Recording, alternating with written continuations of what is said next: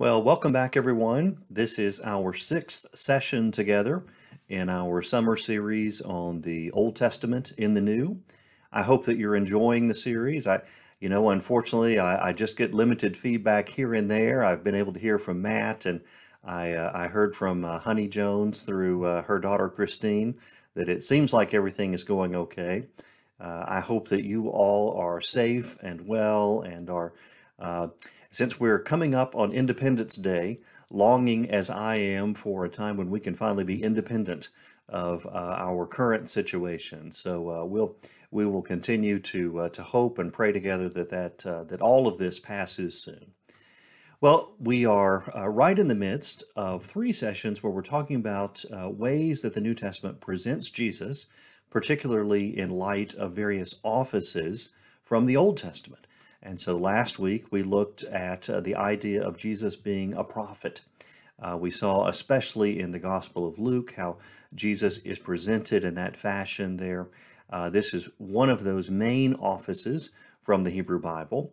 Well, next week we're going to be looking at the idea of Jesus being king, which is, of course, another very important office from the Old Testament. This week, our topic is Jesus as priest. And this will take us a little far afield in some respects because we as Protestants, we don't think about priests perhaps as much as we ought to. Some of that is actually the lingering influence of some part Reformation and some part German Romanticism. Let me see if I can walk you through the idea here. There's a sort of hostility towards ritual and priestliness that often comes along with being a Protestant.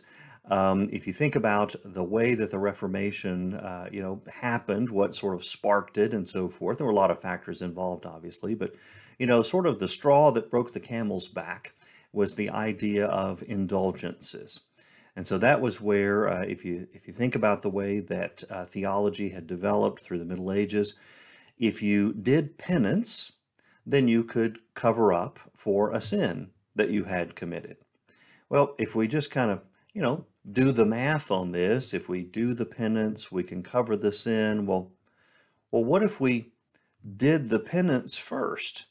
Well, then we could sort of have that sort of a get out of jail free card, and then we could do the sin later. And unfortunately, that became a practice that was terribly abused. They were trying to complete some architectural works in Rome, and some particularly enterprising priests, got into the habit of, issuing those indulgences where someone would give a gift toward that construction project, and then that was prepaid penance. And so then someone felt like they had the license to go out and do the crime that they had already, in effect, done the time for. Well, this is obviously a terribly abusive practice and shouldn't have been doing anything like that. It was egregious. Well, the reformers came in and they reacted against that, and they said, no, it's faith. That's what the key is. And there was always a strain of anti-ritualism that was there within Protestantism. And, that could be from, just a small amount.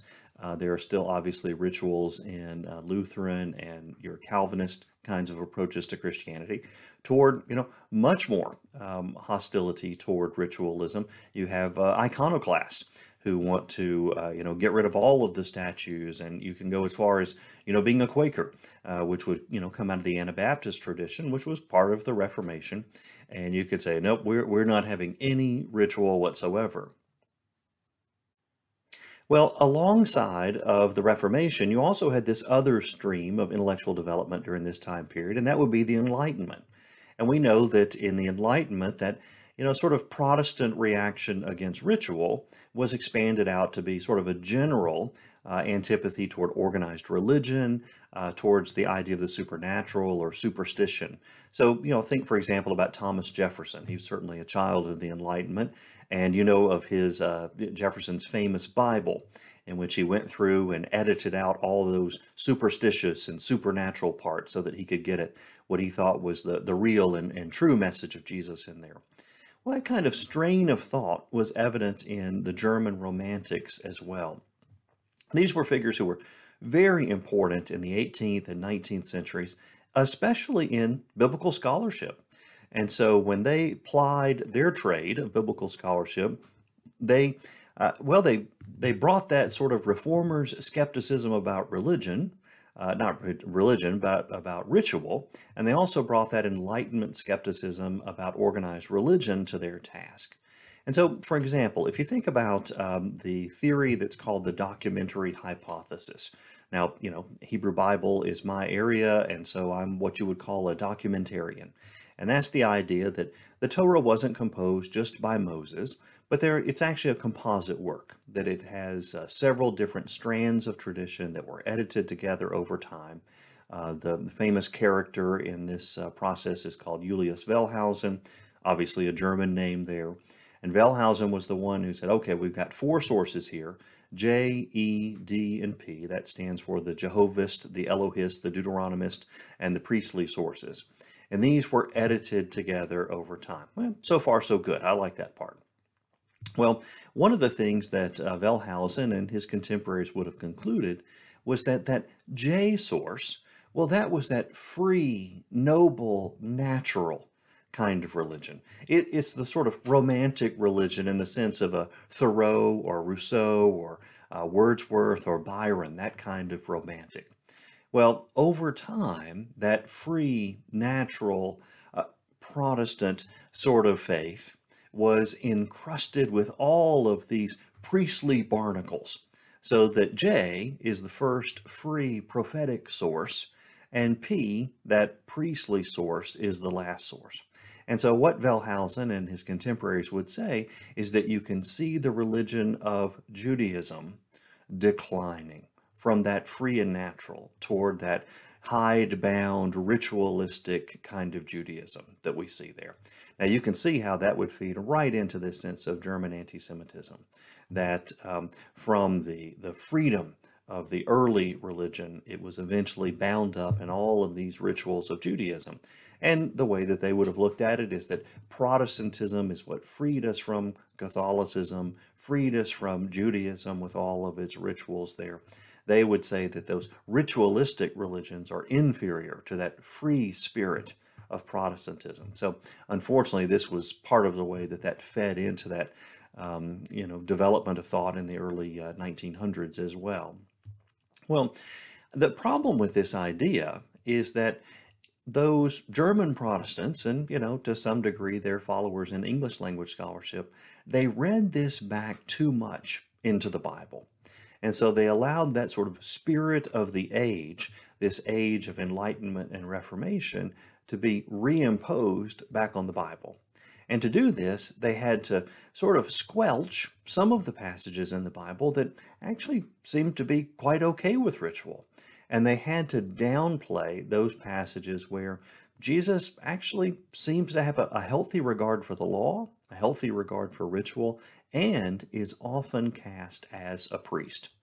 If we get outside of Paul in the New Testament, and truth be told, I think even Paul, after his moment of peak in the book of Galatians, he settles down into a much more reasoned idea about the law in the book of Romans. But sometimes it's the Galatians style attacks on the law that dominate modern Christianity. Well, if we get outside of that, Jesus, well, he has a healthy regard for the law.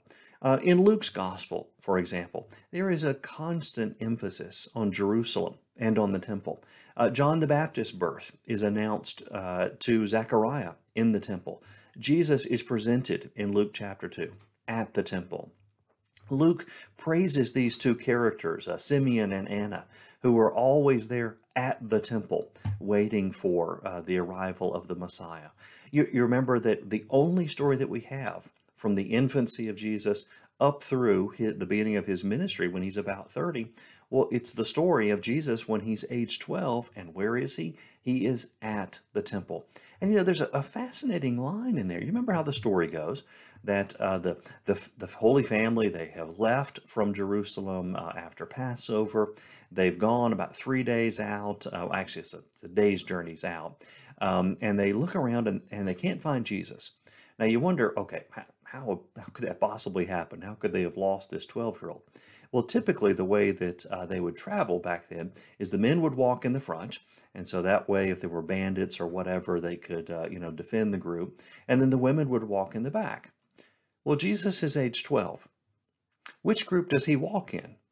And so if you're Mary and you don't see Jesus, you think, oh, I bet he's up there with the men. Look at him. He's almost 13. He's almost a man. He's up there with the men.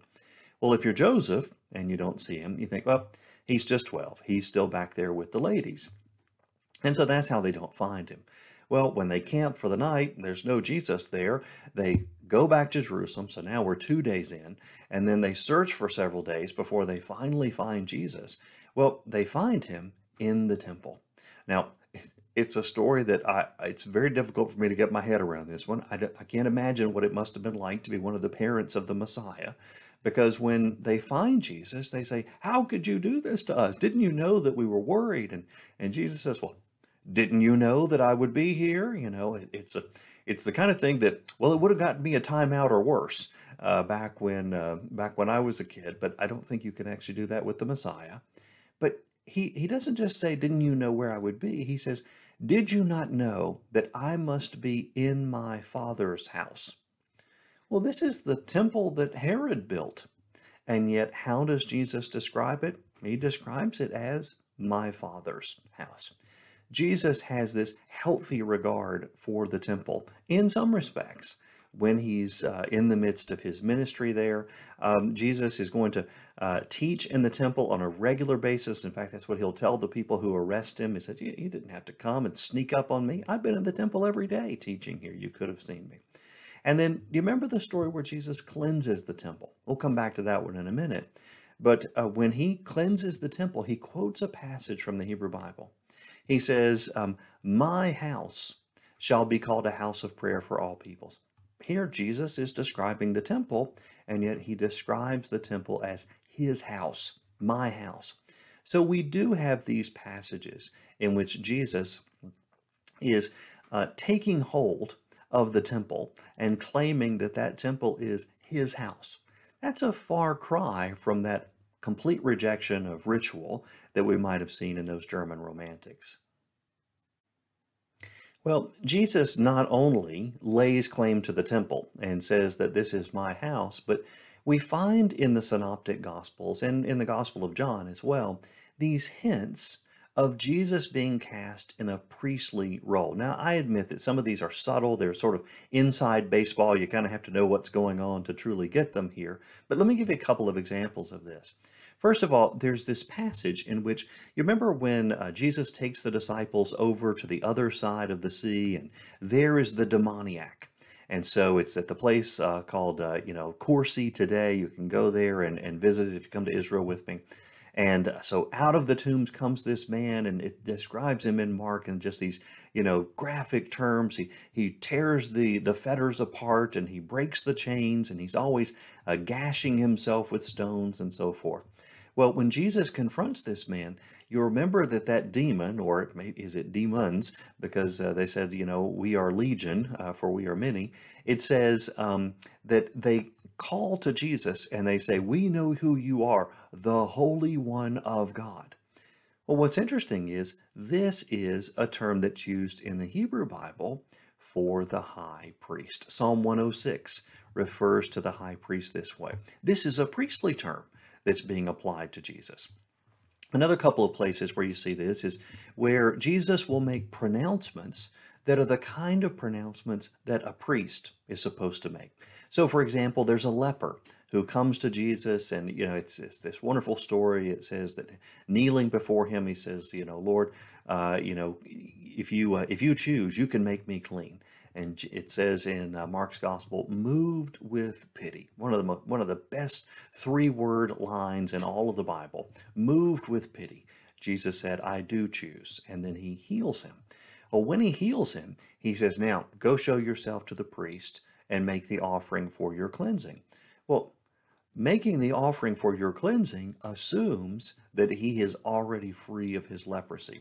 Well, that was a determination that only the priest could make. Here Jesus is making that determination for him. He's saying, you're clean. Now, you just go show the priest and then do your offering. He's taking on the role of the priest when he declares that person to be clean. He's going to do something similar. Do you remember the story where there's the paralytic who is brought to Jesus there up in Capernaum, and it says that there's so many people in the house that there's no room for them, not even at the door. So they climb up onto the top and they dig through the roof and they lower the paralytic down. Well, here this man has come to be healed of his paralysis. Well, you remember what Jesus says? It says, "Son, your sins are forgiven."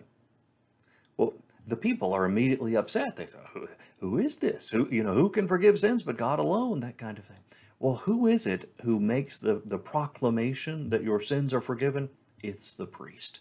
So Jesus here again is sort of taking over these priestly prerogatives when he makes that declaration and says, your sins are forgiven. There's another place where this happens.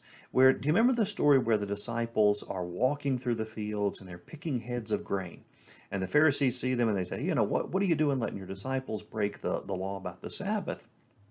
And so Jesus is going to quote a passage from the Hebrew Bible. It says, David, when he was hungry, he and his men went to the temple at the place called Nov there and said, hey, give us some bread. And they said, we don't have anything except for the showbread that's in the temple. Only the priests are allowed to eat that. David says, that's fine. Give it to us, and we'll eat it. Now, there may be a hint in there of David taking on a priestly role. I think the reason that Jesus is really cited in this passage, though, is to say, when it comes down to it, that human needs trump ritual requirements. David and his men were okay eating the bread because they were starving, and human needs trump the ritual requirement of saying only a priest can eat the showbread. And it's the same situation with his disciples. It's very interesting, though, the way that this passage ends. At the end of this passage in Mark, Jesus will say, the Son of Man is Lord even of the Sabbath. What's going on there? Well, Matthew, I think, clarifies this just a little bit. Here's what Matthew says. He says, have you not read in the law that on the Sabbath, the priests in the temple break the Sabbath and yet are guiltless? And I tell you that something greater than the temple is here. Well, when we put these things together, what we find out is, well, there actually was a kind of issue that Judaism had to wrestle with. There are some people who don't rest on the Sabbath. God, because he still has to administer the universe, and the priests, because they still have to work at the temple. When Jesus is able to declare that I'm the Lord of the Sabbath, and the priest, well, they do work on the Sabbath, you can connect the dots and see what Jesus is saying. He's taking on the role of a priest. And he says, if I want to do my priestly work on the Sabbath, well, I certainly can, because someone who's greater than the temple is here. In other words, greater than the current priesthood is here.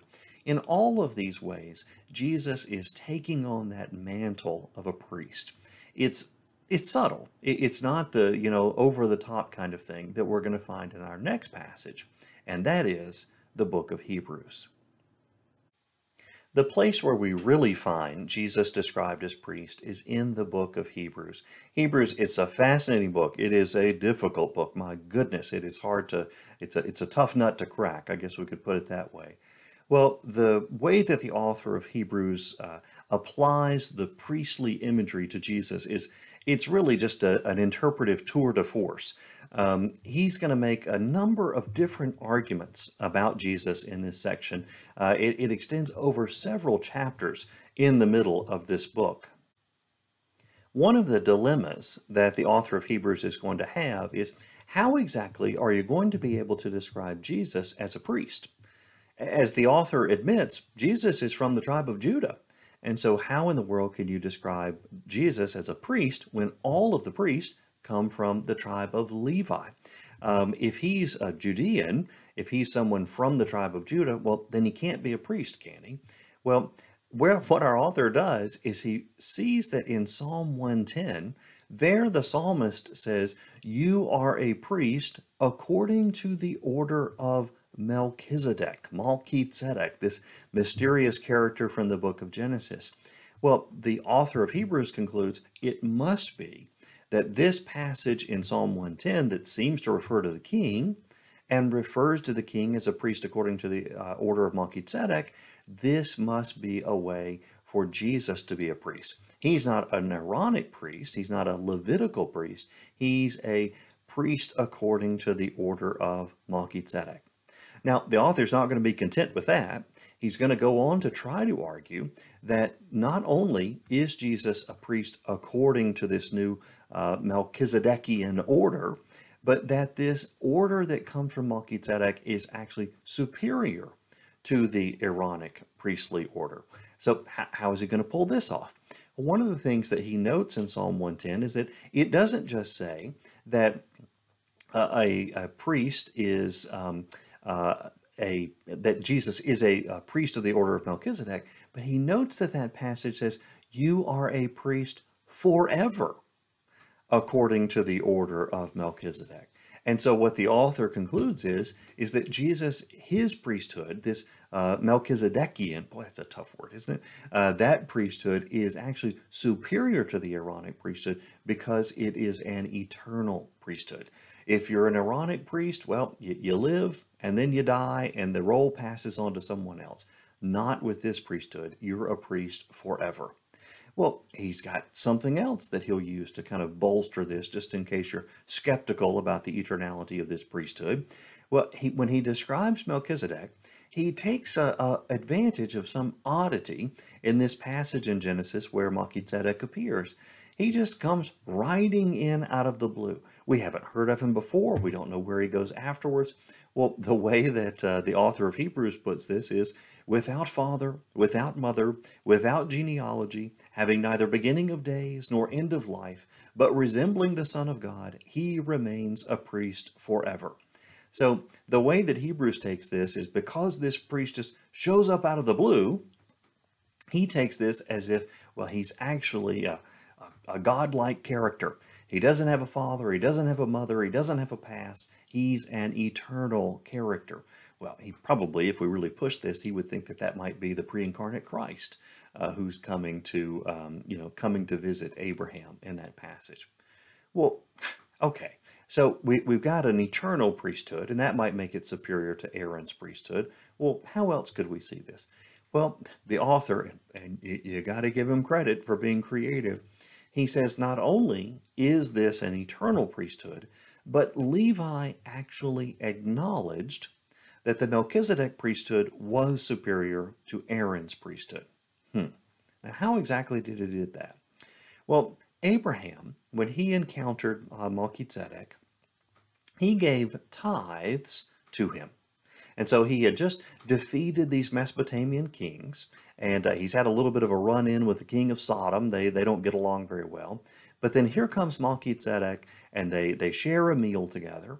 And then it says that Abraham gave him a tenth of all of the stuff that he had taken from those Mesopotamian kings. So Abraham gave a tithe to Melchizedek.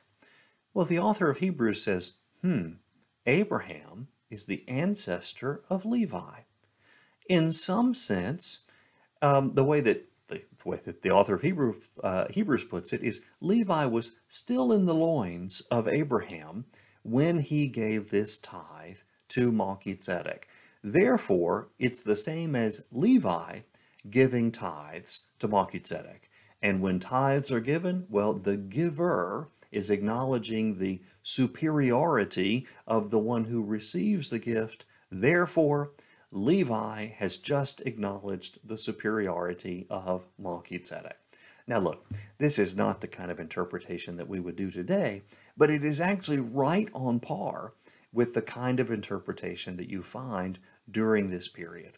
You can see that, well, do you remember how we talked about there are different kinds of allusions to the Hebrew Bible? Sometimes you make a quotation, and sometimes it's just, it just supplies the language for you. Sometimes it's actually something that, you're interpreting a text, or you're using it as a proof text for something that you're arguing.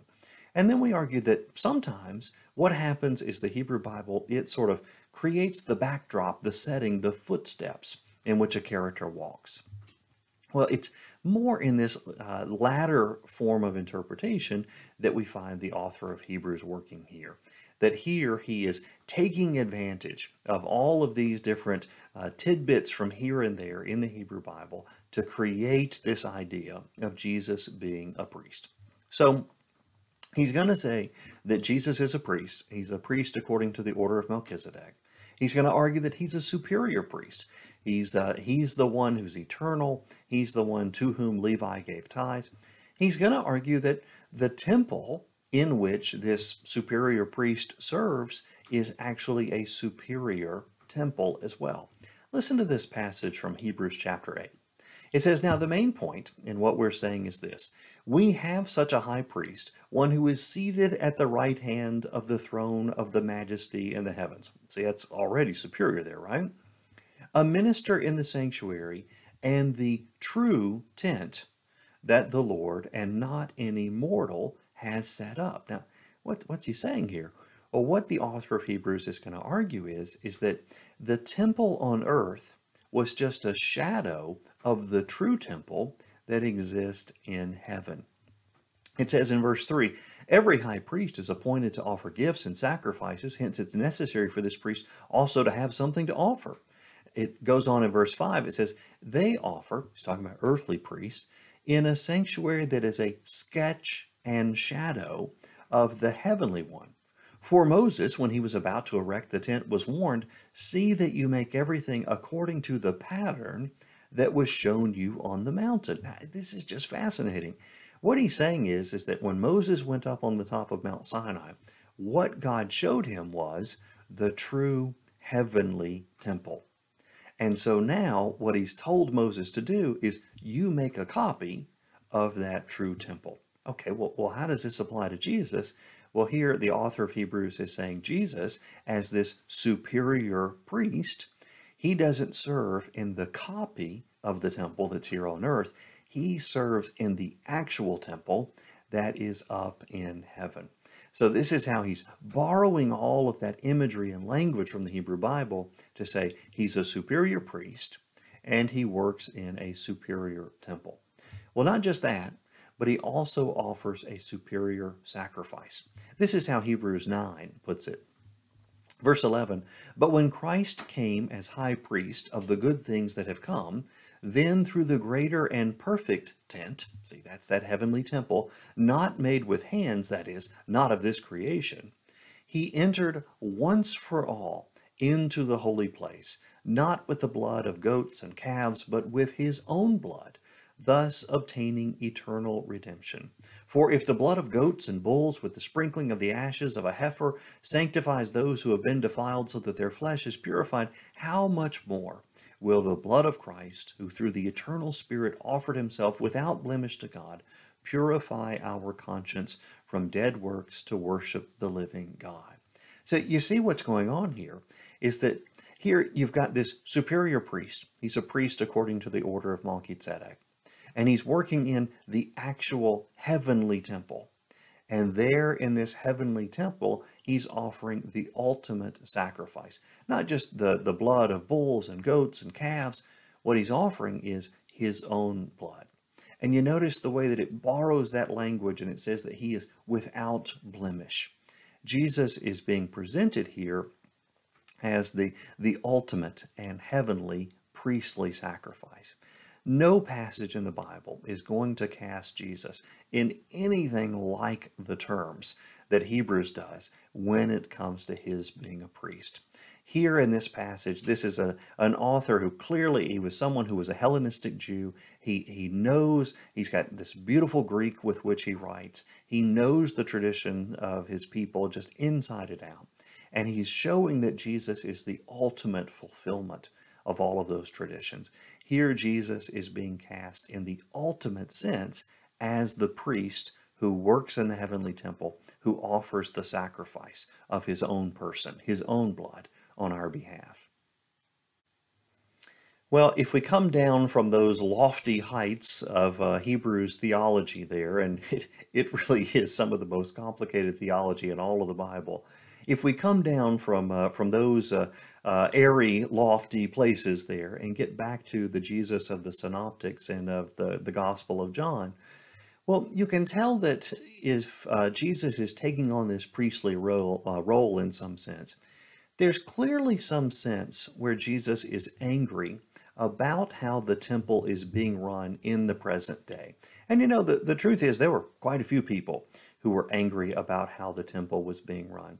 It's easy to just sort of lump the Pharisees and the Sadducees in together. These were actually two very different groups of people. They're all different, leaders within ancient Judaism. The Pharisees have a lot in common with Christianity. That's the reason why, Jesus is always arguing with the Pharisees. You don't really argue that much with people who are so far removed from you that you don't have anything in common with them. The people that you argue with the most, it's your siblings. I mean, think about it. Who in your life have you argued with more than your brothers and your sisters? Well, the Pharisees and these followers of Jesus, they have a similar kind of theology, and that's why they're butting heads over, some of the smaller kinds of issues that might separate the two of them. Well, the group that ran the temple, they weren't Pharisees. In fact, the Pharisees were specifically not allowed to run the temple. The group that ran the temple, those were the Sadducees. And the Sadducees, unfortunately, had basically been co-opted by Rome. They had become thoroughly Hellenistic in terms of their behavior and their actions. They ran the temple as, well, I hate to be overly critical of them, but I think it's the truth.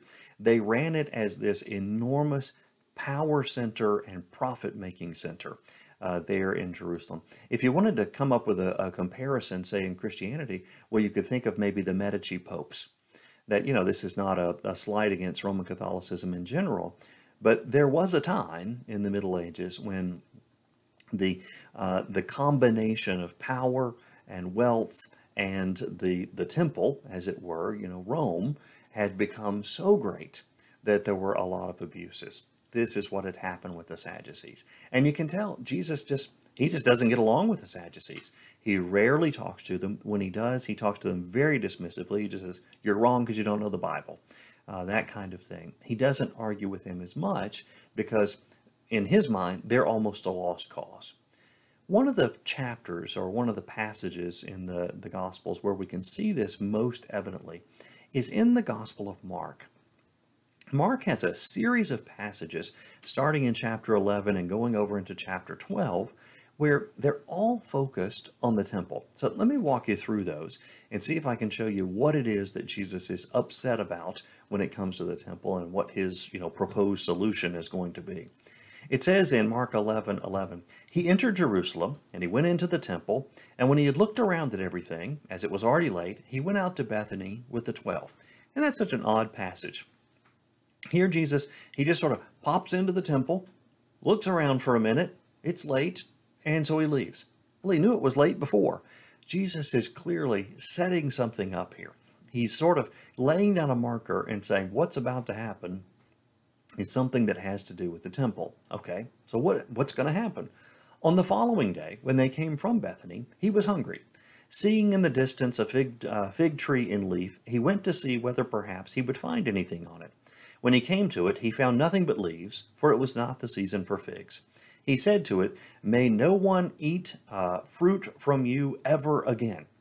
And his disciples heard it. Okay, so here we've got a story where Jesus has gone to the temple, gone to Bethany, he's coming back to the temple, and what does he do? He sees a fig tree, doesn't have any figs on it, and so he curses the fig tree. May you never have any figs again. Surely this is just not Jesus taking a foray into horticulture here and cursing a tree for no reason. No, this is going to be connected with the temple. One of the ways we can tell that is, look at what the next story is. The next verse. They came to Jerusalem and he entered the temple. Okay? So we went to the temple, we left, we come back, we curse the fig tree, now we enter the temple again. When he entered the temple, he began to drive out those who were selling and those who were buying in the temple. He overturned the tables of the money changers and the seats of those who sold doves. He wouldn't allow anyone to carry anything through the temple. So here Jesus is coming through, and boy, he is just ransacking the temple. Well, what is he so upset about? Well, the problem was, let's say that you wanted to come and offer a sacrifice at the temple. And so here you've come from Galilee, and you've brought your goat that you're going to use to make a sacrifice with. And well, the goat has to be without blemish. Well, that's not something you determine. That's something that the priest determines. So here you have these corrupt priests. They look at your goat and they say, oh, nope, sorry, this one is blemished. Well, you can, if you want to get one that's not blemished, you can get one from over there. We have one that we'll sell you. Well, they sell it at an exorbitant rate. Now, what are you going to do with your goat? You don't have any use for it now because you can't kill it at the temple. And so they offer to take it off your hands. And they just put it back into their pen and they sell it to the next, sap who comes in. This is the kind of thing that's happening. Well, it's enriching the priest and it's impoverishing the poor people who were coming to offer sacrifices. The only kind of tithe that you could give was this little coin called a Tyrian shekel. It was from Tyre. Well, how did you get one of those? You had to buy it from the priest. And so they've turned this into an economic engine. This is, you can just see that much like the tax collectors and how they take such a bad rap in the New Testament because they're collaborating with Rome, well, that's what the priests are doing here. And Jesus is very upset about this. So what does he do?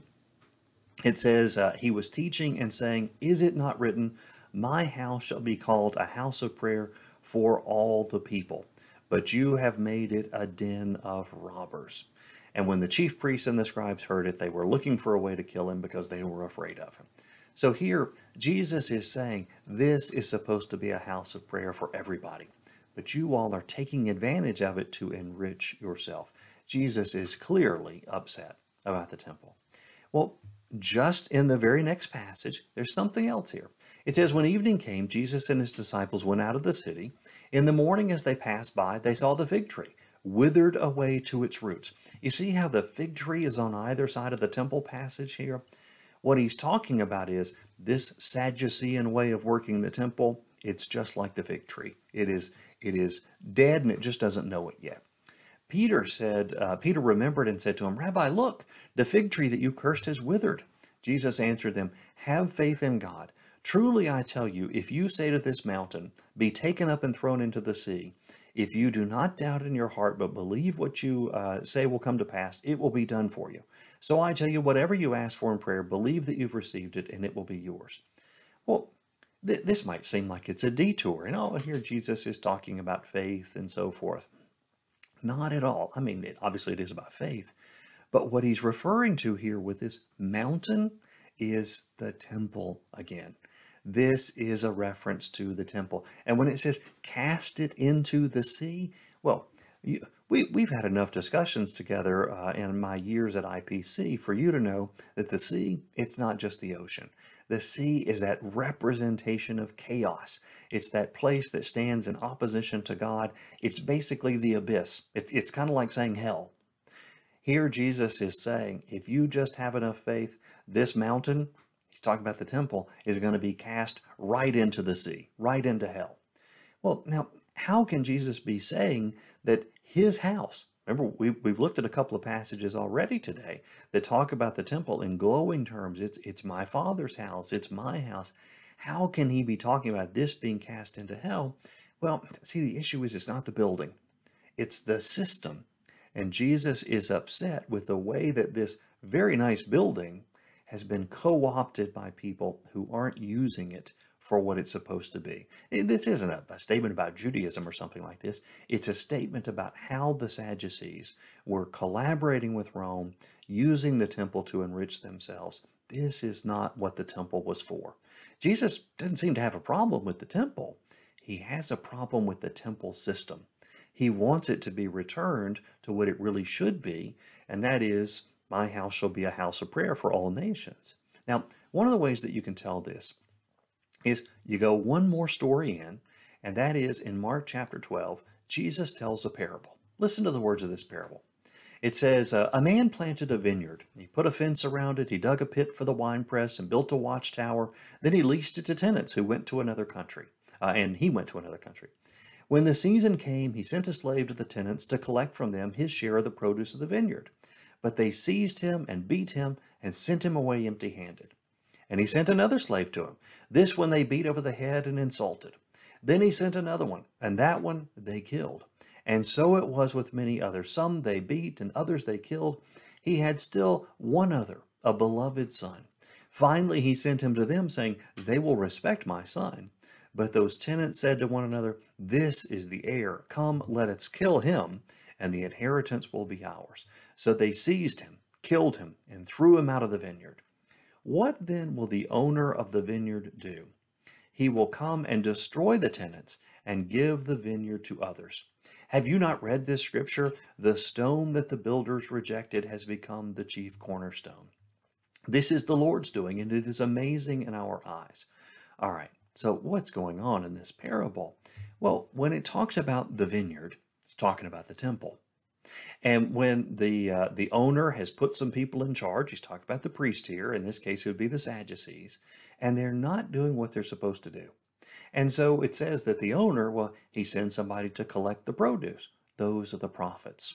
How are the prophets treated? Well, this one comes and he gets beaten. And this one comes and he gets insulted. And this one comes and he gets killed. So when those who are running the temple haven't listened to the prophets, that's when the owner of the vineyard says, I'll send my son. In other words, the owner is God and the son is Jesus. They'll respect him. But that's not what happens. He comes and he ends up being killed. Well, this is, of course, talking about what's happened or what's going to happen with Jesus. They seize him, they kill him, they throw him out of the vineyard. This is the way Jesus culminates or brings to its culmination this set of passages about the temple. And he says that if they're going to kill me, if they're going to kill the Son, well, what will happen? It says that the vineyard will be destroyed. He'll destroy the tenants and he'll give the vineyard over to others. Well, who are those others? You know, sometimes people misread this one. They think that this is a reference to how God is getting rid of Israel and he's giving this over to the Gentiles. That's not the idea at all. He's getting rid of the Sadducees and he's giving this over to his disciples. This is an inner Jewish controversy. This is not a replacement theology where Israel is being cast away. This is, I'm going to get rid of my Jewish Sadducees and replace them with my Jewish disciples. So here, the temple is going to be given to people who will run the temple the way it's supposed to be run. Of course, the disciples, they're not going to really run the building. What he means is this system of how you can approach God is now going to be ushered in by my disciples instead of that other group of people who were, controlling the temple before this. Jesus is clearly upset about how the temple's being run. It's like a fig tree that won't produce fruit. And so he comes in, he drives out the money changers. He says that this mountain, the temple, is going to be cast into the sea, and eventually it's going to be my followers, my disciples, who end up opening the door for people to come in instead of using the temple as a way of keeping people away from God. Well, if the disciples are not going to be in charge of the actual physical temple, the one that Herod the Great had built, the one that's going to be destroyed in the year 70 as part of the first Jewish revolt against Rome, if they're not going to be ministering in that temple, well, what exactly does Jesus mean then when he says he's handing it over to those who follow him? Well, the new temple is going to be Jesus himself. And the disciples, they're going to minister in the temple metaphorically as they spread that message of Jesus. So how do we know that the new temple is Jesus? Well, it's because of a couple of different passages that Jesus will use where he will equate himself with the temple. We already saw that in one passage, didn't we? Remember after the story about the disciples picking grain in the fields there, it says that, the priests, they serve on the Sabbath and they're guiltless. And one who is greater than the temple is here. Well, he's talking about himself. He's saying that, he's a new and greater temple. In the passage that we just read from Mark, we have another hint to this. where it says, "Have you not read this scripture? The stone that the builders rejected has become the cornerstone." Well, the logic of this passage here, it's the cornerstone for the temple.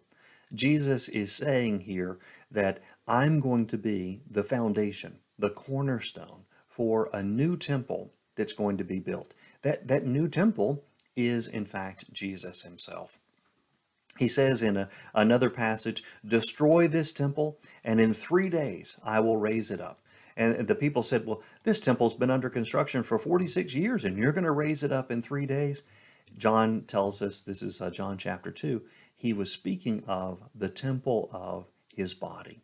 Jesus is taking on the role of the temple, and he's also going to take on the role of the one who is sacrificed in the temple. You know, John's gospel is fascinating. If you compare John's gospel with the synoptics, especially when it comes to the passion of Jesus, the suffering of Jesus, they really do present the suffering of Jesus in different ways. In the synoptic gospels, Jesus largely dreads the suffering that he's going to have to go through. If you look in Mark's gospel especially, you can tell this is the case. He knows the terrible torture that the cross is going to be, and so in the garden he prays, "Lord, don't make me do this, but not what I will, but what you will be done." Well, in John's gospel, you get a very different presentation. Jesus doesn't dread the cross, he embraces the cross. He says, when I am lifted up, will draw all people to myself. And you think, oh, well, that must be like his ascension when he sits at the right hand of the Father. No, John has to clarify when he said lifted up, he said this in order to indicate what death he would die. He's talking about being lifted up on a cross. Except in John, this is his moment of exaltation.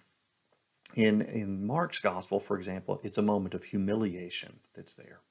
Well, John also changes one other thing about the Passion. If you read the Synoptic Gospels, that Last Supper that Jesus shares with his disciples, it's a Passover meal. It's got all the hallmarks of a Passover. There's the lamb stew. Remember how he says, who's going to betray me? It's the one that I've been dipping into the stew with all night. Well, it's Judas. You have lamb stew at Passover. And he breaks the bread. That's that unleavened bread from Passover. He blesses the wine. That's from the cups that you have at Passover. It even says, at the end of the story, it says, "And after they had sung a hymn, they went out into the night." Well, we know what the hymn was. The hymn is Psalms 113 to 118. It's a passage called the Egyptian Hallel that you sing at Passover. John strips out all of those Passover elements when he presents the Last Supper. It's a supper. It's just not presented as a Passover supper. In fact, if you read John's Gospel carefully, when Jesus is on the cross, Passover hasn't happened yet. It says, for example, that the priest, they don't want to enter into the Pilate's praetorium so that they might eat the Passover. Well, now think about the order here. Here, Jesus is being condemned. He's going to be crucified, and they still want to be able to eat the Passover. Passover hasn't happened yet. In Mark's gospel, in all the synoptics for that matter, Passover happens on Thursday night. In John, it happens on Friday night. Now, why in the world would John shift Passover by a day? He does it for one very specific reason. In John's gospel, well, at the same time that they are sacrificing the Passover lambs in the temple, Jesus is hanging on the cross. This is John's way of saying Jesus is the Passover lamb. He is not only going to be this new temple, when tear this down and I'll rebuild it in 3 days. He's talking about the temple that is his body, but he's the sacrifice that's offered in the temple. He is the Passover lamb. That's why it's interesting when you think about how John's gospel works. You remember there are Jesus and the two rebels that are on either side of him there when they're being crucified. And it says that, they need to get the bodies off the cross, and so they come through and they break the legs of the men that are on either side of Jesus. The idea is that the way you really died in a crucifixion was from what they call exhaustion asphyxia. You would eventually become too tired to push yourself up and be able to breathe. Well, once you've broken the legs of these victims, they can't push themselves up at all, and so they die fairly quickly. You notice, though, that the text says they did not break the legs of Jesus. Instead, St. Longinus, he stabs Jesus with the spear in the side. Well, why not go ahead and break the legs of Jesus? It's because he's the Passover lamb. One of the requirements about the Passover lamb was that you could not break any of the bones of the sacrifice. John is here saying that Jesus is the Passover lamb. He is the one who dies, and when he does die, he's going to tear open the curtain. And so now we all have access to this temple. We all have access to Jesus here. Well, let me conclude all of this as we talk about this access that we have to Jesus as our new high priest who's serving in this heavenly temple. Let me wrap this up with just one final illustration from the Gospels. You know, there's that famous passage in John chapter 14. It says this, "In my Father's house there are many mansions." That's actually probably not the best way to translate that. Oh, there are many dwelling places. "If it were not so, I would have told you. I go there to prepare a place for you. And if I go to prepare a place for you, I will come again and take you to myself, so that where I am, there you may be also." You know, this is a fascinating passage, and it's actually got two different sort of interpretive streams that are being wedded together here. Well, one of these is it probably has to do with the temple. That this is John's way of talking about how Jesus is going to heaven to make that heavenly temple that where we will be able to go one day. There's another strand of tradition here, though, that I think Jesus is tapping into. You know, if you were to go up to the little town of Chorazim that's up above the Sea of Galilee, you can see a wonderfully preserved area that's called an insula. It's a place where there's kind of an open courtyard, and then all of these different rooms and houses are built around it. Well, you know, if you think about the way one of these would have worked, is that here you have a father, he's the paterfamilias there, he has his area where he lives in this insula. And now the son has grown up and he's of the age where he's ready to pick a wife. So what he's going to do is he is going to, to go out and he casts his eye upon the young lady that he'd like to marry. So he asks his father for permission to add on to the family house, his own dwelling place. No, nobody's going to move away back in the ancient world. You wanted to stay, together with where your family was. It's just sort of the opposite of how we do things today. So his dad gives him permission, and then he goes, and he's going to talk to the father of this bride-to-be. And so he'll bring a gift, and, this is, something to try to recompense the father for the loss of the daughter. If the father is satisfied with the gift, well, then he's going to turn things over to mom so that she can work out the relationship side of this. And so this is when this son and this daughter, well, they'll be allowed to court. Now, they're going to court under the careful supervision of the mom and the other women of the village there. There's no dating or anything like that the way that we do today. They're going to court. And if it looks like this is going to be a match, well, then they enter into this formal betrothal. It's so formal that it has to be ended with a divorce if they decide not to get married. And the son leaves. He goes back to his house and he starts working on this new house that he's going to eventually bring his bride to. And so it's an addition onto the family part of the lodgings that are there. He goes and he works on it. It could take up to a year to build this stone addition to the family house there. Once he has built this, now it's time for the wedding. So how does the wedding happen? He goes to get the bride. And so he shows up at her house and he brings her back to his house. This is all wedding imagery. This is exactly what John is talking about, or I'm sorry, this is what Jesus is talking about in this passage when it says, "I go to prepare a place for you." When John is using this language, when Jesus is using this language in John's gospel, I should say, when it talks about, "In my Father's house there are many dwelling places, I go to prepare a place for you," this is wedding imagery. Jesus is here being cast as the groom. We're the bride. He's going up to heaven to prepare a place for us. And what will happen? He will come back for us. That's the idea.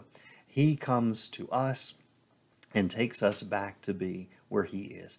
What this is describing is a wedding. Something that will happen in the future when finally that betrothal, that we have entered into with Jesus at this point becomes that full-fledged marriage that takes place. And that's why you have this imagery of like the wedding supper of the Lamb in the book of Revelation and so forth. So how does this connect up with the temple?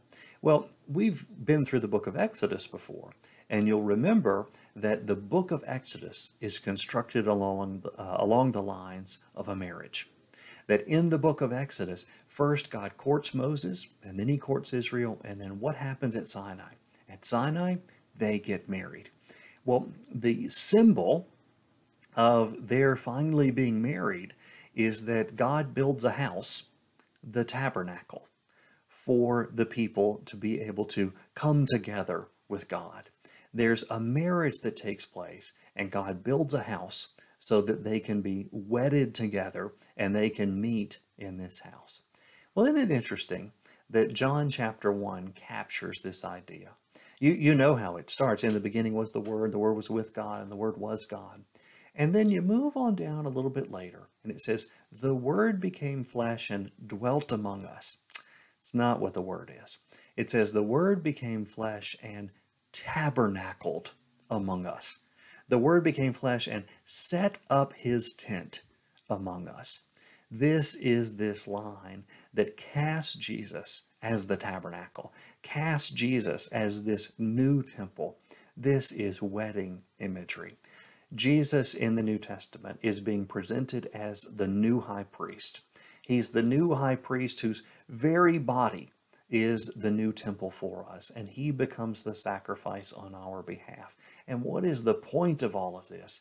It is so that we can have access to him, so that we can have access to God. He's torn the curtain. He has ushered in the way for us to be able to enter this tabernacle that he has set up in our midst, this tabernacle that is Jesus himself.